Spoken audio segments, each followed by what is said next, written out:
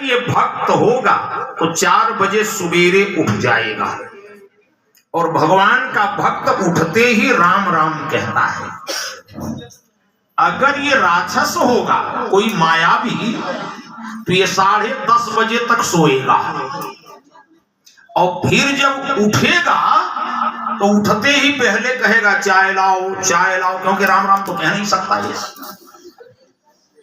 ठीक है, ये पहचान देखिए हनुमान जी कितने समझदार है, बुद्धिमान है ना, इसलिए पहचान कर रहे हैं।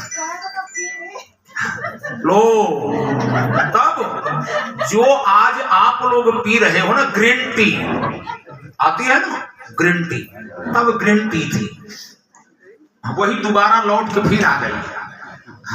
ठीक है, पहले घास पत्ता तोड़ा और बढ़िया दूध डाल के उबाले, ग्रीन टी हो गई। हनुमान जी 4 बजा जैसे विभीषण जागे राम राम बोले तो हनुमान जी ने सोचा कि भगवान का भक्त है, यहां काम मेरा बन जाएगा। तो जैसे हनुमान जी भी बाहर से राम राम बोले तो निकल करके विभीषण आए। हनुमान जी ने बड़े प्रेम से पूछा, महाराज इस राक्षसों की नगरी में आप रहते कैसे हो? राक्षसों के साथ आप रहते कैसे हो? तो विभीषण ने कहा, महाराज मैं ऐसे रहता हूं जैसे 32 दांतों के बीच में जीभ रहती है। जीभ रहती है। क्या रहती है? जीभ। बोले मैं वैसे राक्षसों की नगरी में रहता हूं जीभ बन के।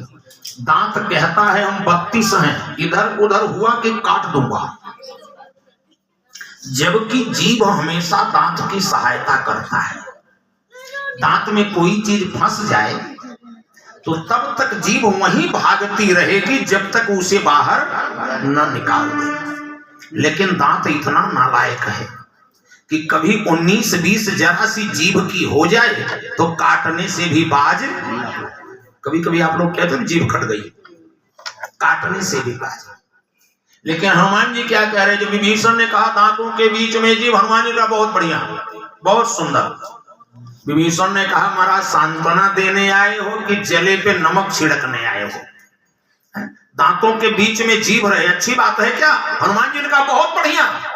बोले वो कैसे? हनुमान जी ने कहा ये बता पहले दांत आया था कि पहले जीभ? बोलो भाई पहले क्या आया था? जीभ। हनुमान जी ने कहा फिर गया पहले कौन था? दांत या जीभ? तो हनुमान जी ने कहा तू यही काम जीभ वाला काम कर दे और राक्षस रूपी दांत अपने आप टूट जाएंगे। बोले क्या? बोले खाली तू रावण से इतना कह दे कि माता सीता को ले जाके वापिस राम जी को दे दो और चरणों में प्रणाम कर लो।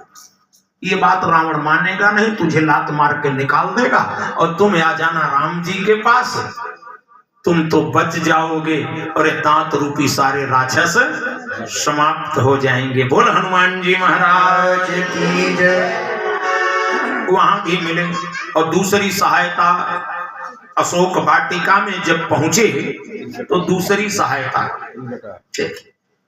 4 बजे सुबेरे का टाइम, 4 सुबह का समय।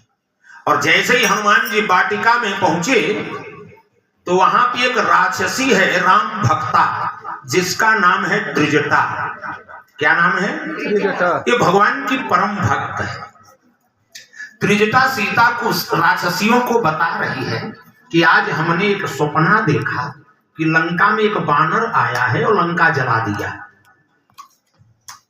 आप लोगों ने पढ़ा ना अभी, बोले लंका जला दिया। हनुमान जी ने कहा वो कमाल की बात है, लंका जलाने की कोई बात ही नहीं हुई थी, लेकिन ये कह रही है तो इसका भी तो काम करना पड़ेगा ना, ये काम करना पड़ेगा। हनुमान जी आए हैं, सीता से मिले हैं, अशोक वाटिका में आए, फल खाया, राक्षसों को मारा, मेघनाद बांध के ले गया। ठीक है, लंका किसने जलाई? बोलो जी, कितने लोग बोलते हैं? बताओ हाथ ऊपर भाई, जल्दी किसने जलाई लंका? जल्दी बोलो। हनुमान जी ने तो अपना हाथ भी नहीं लगाया था। राम जी के प्रताप से, भगवान के प्रताप से जली है, भगवान की इच्छा। किसने जलाई? राम जी ने, रावण ने खुद ने जलाई। अरे भैया, हनुमान जी ने तो अपना हाथ भी नहीं लगाया। अहंकार तो जलाए ना, अहंकार तो अरे पूछ क्या है? देखिए पूछ क्या है। अहंकार। पूछ माने प्रतिष्ठा। रावण ने आग क्यों लगाई हनुमान जी की पूछ में? पूछ माने प्रतिष्ठा, ठीक है। लंका में केवल रावण की पूछ है, नहीं समझे अभी। कभी कभी आप लोग कहते हो भैया इनकी बड़ी पूछ है, कभी कभी कहते हो ना आप लोग, भैया इनकी बड़ी पूछ है। तो पूछ माने प्रतिष्ठा। अब लंका में रावण की प्रतिष्ठा है, रावण की पूछ है। अब रावण के सामने अगर किसी और की पूछ होने लग जाए तो क्या उसे बर्दाश्त होगा? क्या विचार करो, क्या उसे बर्दाश्त होगा? उससे नहीं पाएगा।